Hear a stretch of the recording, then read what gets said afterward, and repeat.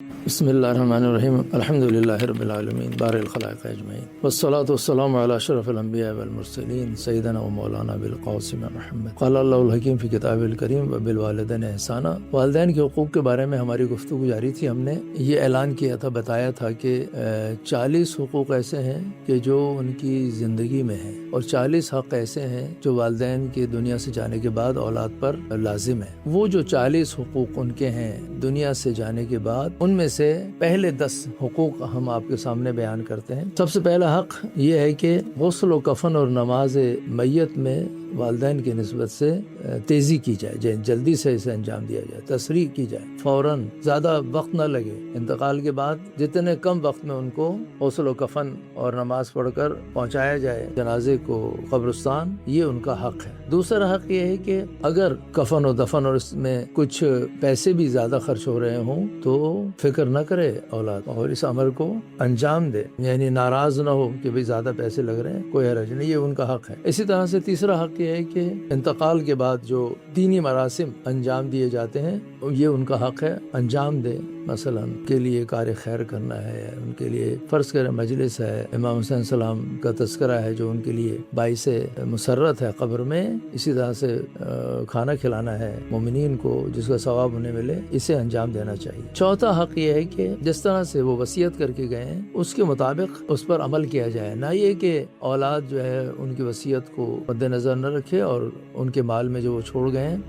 خود ساختہ طور پر اس میں عمل کرے اور اسے خرچ کرے، یہ صحیح نہیں ہے۔ پانچواں حق یہ ہے کہ جس رات کو ان کو دفن کیا گیا ہے اس رات کو صدقہ دے اور نماز وحشت قبر پڑھے اور ان کے لیے دعا کرے، یعنی شب اول قبر یہ 3 عمل جو ہے ضروری ہے، دعا، نماز وحشت قبر اور صدقہ، یہ تینوں ان کا حق ہے، یہ ان کے لیے قبر میں آسانی فراہم کرتا ہے۔ چھٹا حق، اگر اس نے کوئی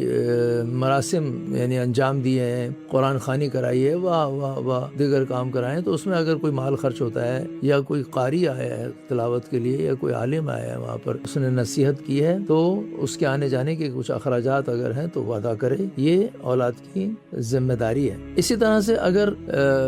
یہ شخص جو دنیا سے چلا گیا ہے یہ کاروباری انسان تھا، قرض لیتا تھا، قرض دیتا تھا، یا عام انسان بھی اگر اس نے قرض لیا ہوا ہے، اولاد کی ذمہ داری ہے کہ اس قرض کو فوراً ادا کریں تاکہ قبر میں اسے سکون مل سکے۔ آٹھواں حق یہ ہے کہ جو وہ وصیت کر کے گیا اگر تو ایک شے کا تیسرا حصہ جو ہے اسے فوراً الگ کریں، اور ارث کو جو بقیہ ارث ہے 2 حصے وہ وراث میں تقسیم کریں، کمائی کہ شریعت نے بیان کیا ہے، تو یہ ان کا حق ہے کہ ان کے مال کے ساتھ جو ہے وہ خصوصاً جو جس میں وصیت کر کے گئے ہیں اس ثلث کو، اس حصے کو فوراً الگ کریں تاکہ وہ ضائع نہ ہو۔ 9واں حق یہ ہے کہ ان کے لیے ہر روز دعا، تلاوت قرآن اور اس طرح کے اعمال انجام دیں۔ نہیں کر سکتے بہت زیادہ تو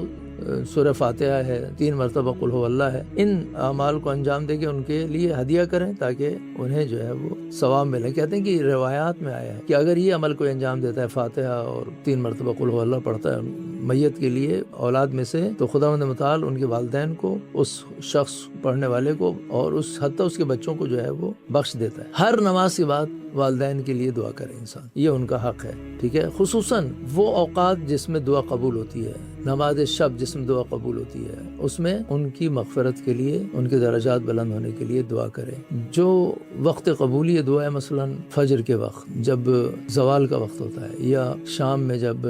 مغرب کا وقت ہوتا ہے، جہاں 2 وقت ملتے ہیں، یہ وہ اوقات ہیں جہاں پر دعائیں قبول ہوتی ہیں، یا وہ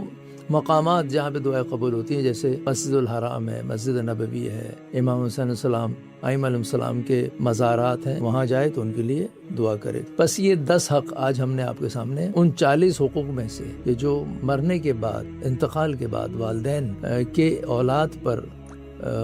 بیان کیے گئے ہیں، ان میں سے ہم نے ان 10 حقوق کو بھی آج بیان کیا ہے۔ 30 حقوق آہستہ آہستہ اور بیان کریں گے۔ وآخر دعوانا الحمدللہ رب العالمین۔